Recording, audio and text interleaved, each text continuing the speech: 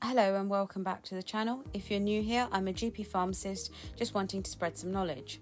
Today we'll be discussing insulin resistance, and I'll also be going into some tips on how we can reverse this.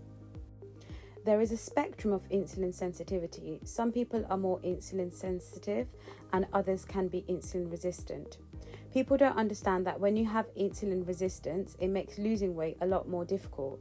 So be really careful when you're jumping to conclusions and passing judgment on others.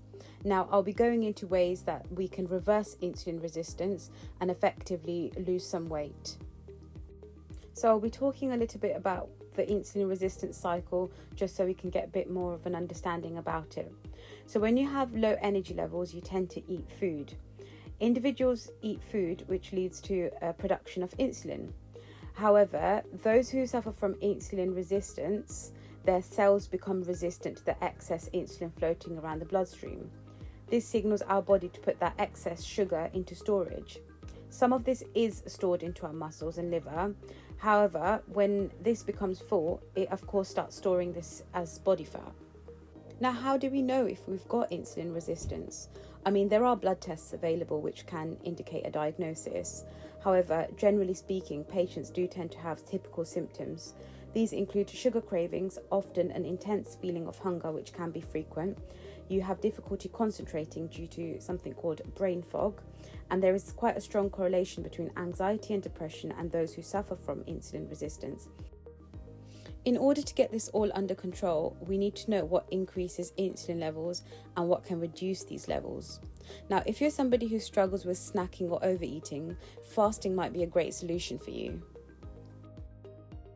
When we fast intermittently, we are simply switching food resources. So instead of burning food for fuel, we end up burning body fat for fuel. This allows our insulin levels to remain low, which allows our body to regain some of its insulin sensitivity. Now, in Islam, Muslims have been practicing fasting for several years before we even knew the science behind it. How amazing. If you're an individual who consumes a lot of processed carbs and sugars, you can try to increase a little bit of fibre into your diet. There's a lot of research around how fibre can control insulin and glucose levels. If you're somebody who has high glycemic foods within their diet, you can try to make some switches to lower glycemic foods, and there's a food chart that's available on the NHS website. Having a sedentary lifestyle generally leads to low muscle mass, which makes it harder to control those insulin levels. Therefore, to help with this, it's best to build that muscle mass with resistance training and exercise. Now, as soon as you start implementing these changes, you'll notice and start seeing an improvement in those symptoms and hopefully break that insulin resistance cycle.